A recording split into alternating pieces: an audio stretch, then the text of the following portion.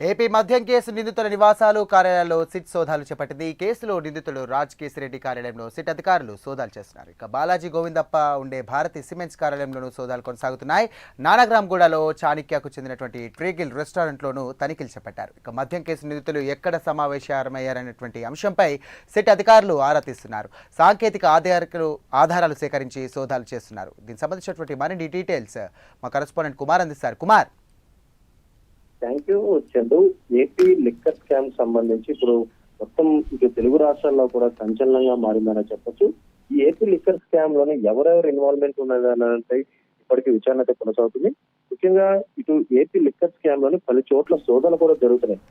ప్రధానంగా చూసినట్టయితే హైదరాబాద్ పరిధిలోని ఇటు రాయదుర్గం పరిధిలో కాజాగూడ రిసోర్స్ 1 ఐటీ సొల్యూషన్ 5వ అంతస్తులో కూడా సిట్ అధికారులు సోదాలు అయితే నిర్వహిస్తున్నారు.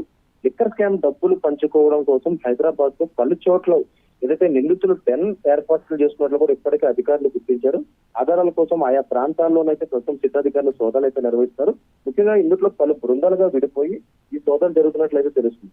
ముఖ్యంగా ఏపీ లిక్కర్ స్కామ్ కేసులో ఇందులో విచారణకు చాలా కీలక పరిణామం చోటు చేస్తుందని చెప్పొచ్చు. ఇప్పటికే ఎంపీ మిథున్ రెడ్డితో సహా 12 మందిని ఆ సిట్ అధికారులు అరెస్ట్ చేసి విచారణ అయితే జరుగుతుంది. తాజాగా శర్వాణి డిస్టిలరీకి డైరెక్టర్ చంద్రారెడ్డి కూడా ఈడీ అధికారులు నోటీసులు కూడా జారీ చేశారు. ఈ నెల 28న ఈ లిక్కర్ స్కామ్ సంబంధించి ఏదైతే విచారణకు హాజరవ్వాలంటూ కూడా లెక్క చెప్పడం జరిగింది. ముఖ్యంగా లిక్కర్ స్కామ్ కేసులో పిఎంఎల్ఏ చట్టం కింద కూడా ఇప్పటికే కేసులు కూడా నమోదైనవి.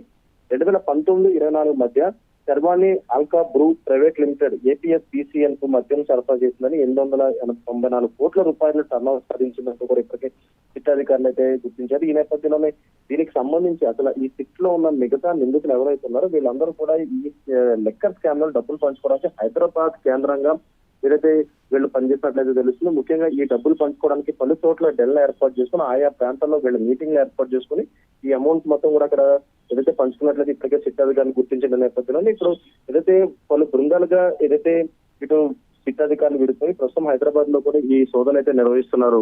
చందు. రైట్ కుమార్.